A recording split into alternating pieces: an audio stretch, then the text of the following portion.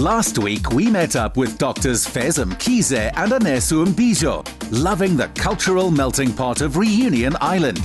This week, they take in the sensational volcanic history which shaped this island. The base of operations, the Akoya Hotel and Spa, overlooking the magnificent lagoon of Trou.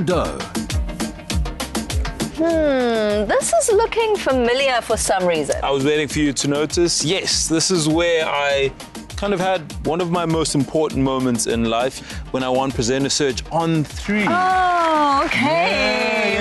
Makes sense. I feel like it's almost crazy to have you standing here because we've spoken about this, you know how I felt about it. It was challenging. It was getting me out of my comfort zone. So to have all of those challenges and then to bring somebody who's so important to me, yeah, it's crazy how life works and how you have these full circle moments. Absolutely. It kind of feels like a 360 moment, right? Where I remember how that began. I remember hearing your stories at the end of your days, seeing your photos, watching the show.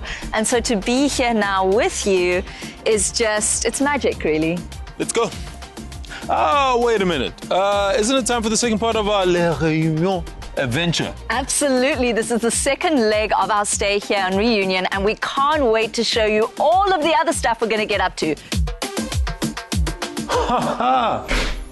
Okay. Wow. I love the neutral decor. Looks like a pool. They said it was heated. Oh, listen. I feel like all of this was great, but look at this. This looks like a bed itself. It's a huge TV. But how are you going to watch it when you... Revolving TV. So you can sit here, relax. Or come on now, on the other side. Let's check out the bed. You're the bed king, aren't you? I mean, I feel like I gotta be very critical because everything looks too amazing. Feels very comfortable. Romantic touches. If you're looking to reconnect with Mother Earth, then the peak of the furnace is a good place to do it. This volcano is still active, but as the good doctors found out, the locals still manage to live in peace with their temperamental neighbor. Now we are wearing jackets. It's a bit nippier, it's a bit colder, and the environment's totally changed. Absolutely. I think it's crazy to think about the fact that this is the most active volcano in the world, but it's safe. It's a Hawaiian volcano, a red volcano. Which essentially means that because of the caldera, the collapse of the volcano, the lava is directed into a specific spot. So villagers and people, locals can kind of know where to build in a way that's good and safe for them.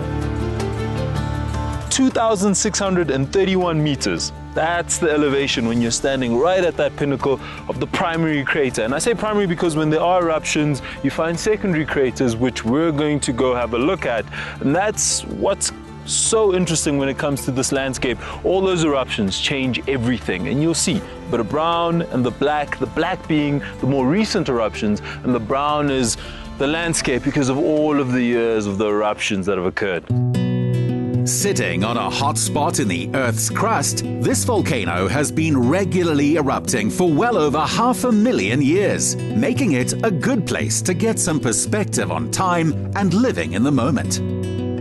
This is insane. So we're inside the secondary crater, and I mean, it looks smaller than it actually is when you get here. I mean, everybody's been putting a rock on the mound. I think it's a good memory. It's a good way of appreciating this natural phenomenon.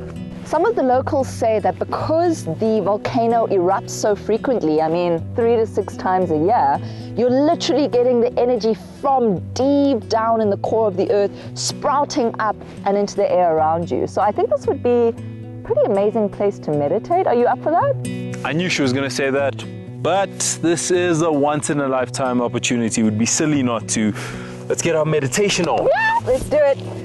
The real magic of yoga for me is coming into the present moment. I think so often I spend time trying to figure out what the future is going to look like or reflecting on the past, and being able to really be in the right here and right now and be content with where you are just shows you the magic that's all around you that you'd usually miss out on. Very true. I think even watching you and also having gone into the yogic space and trying to get to that place, it is something that quite literally grounds you. I mean, we're sitting down here in this kind of environment, and it brings you to a place where you go, oh, I'm here on this beautiful island in this unique space, and you don't know when you'll ever be here, if ever you'll be here, and it makes you appreciate things that much more. And I think gratitude is something I continuously see myself learning and expanding on, and you've been a part of that, so I appreciate it. Fez and I first met in medical school, feels like a long time ago. You liked each other? Yeah, I mean, Fez was definitely one of the cool kids, so I was like, better be friends with him. And we developed a really great friendship. And I think for me, med school was really a time of finding myself. I got back into yoga after first getting introduced to it by my mom when I was really, really young.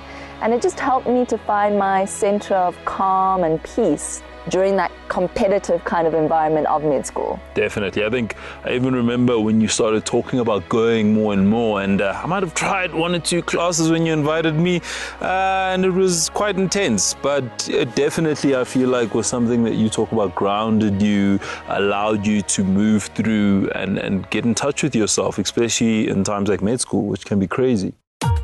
Sundowners also pass for meditation here on the island's west coast, looking past Madagascar back to our own continent.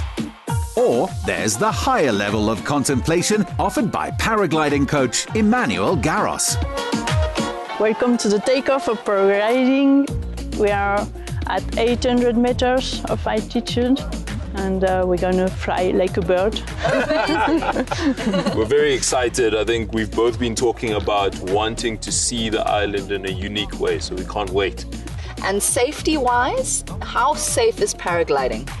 Oh, it's very safe. It's with an instructor. It's like, you know, it's safe. We just need to run a little bit. So we have a part of you to participate, you know, to run. I'm very excited. I think both of us are. We've never done this before, so it's going to be a milestone. What are you feeling? I'm feeling excited. I'm feeling a little bit nervous, but the view up here is incredible. We're going to be flying over part of the city and over the ocean. So I'm keeping all of that in mind to kind of psych myself up into jumping off into the abyss. Can't wait to get out there and fly like a bird.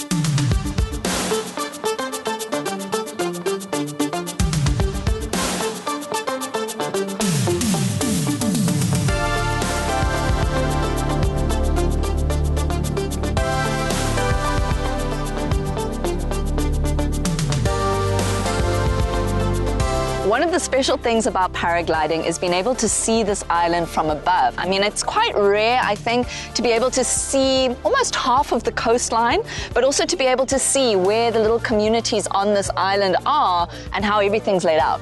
I think for me, that's what's making this just that extra bit more special, because we went all the way up to the top when it comes to the volcano, seeing how everything looks from there, but now being able to have the vantage point, it's almost like we're looking at the island from a bird's eye view.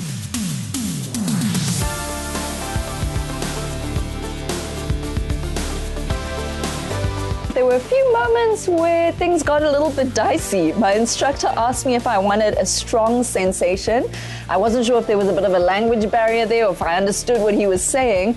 I said yes, and then we ended up just swinging round and round in the air, which was a lot of fun, but kind of broke the ice of that serene, peaceful moment. Landed, had to stand. Wind's very vibrant today, very active, but absolutely incredible experience. I can't wait to see what Ness did, because I saw her chopping and turning and turning. This experience has been absolutely phenomenal. I mean, the adrenaline rush that you get before heading up into the air is something else, but then there's peace, quiet, and serenity once you're up in the air. It was really a life-changing moment for me and something I would definitely advise anybody to do.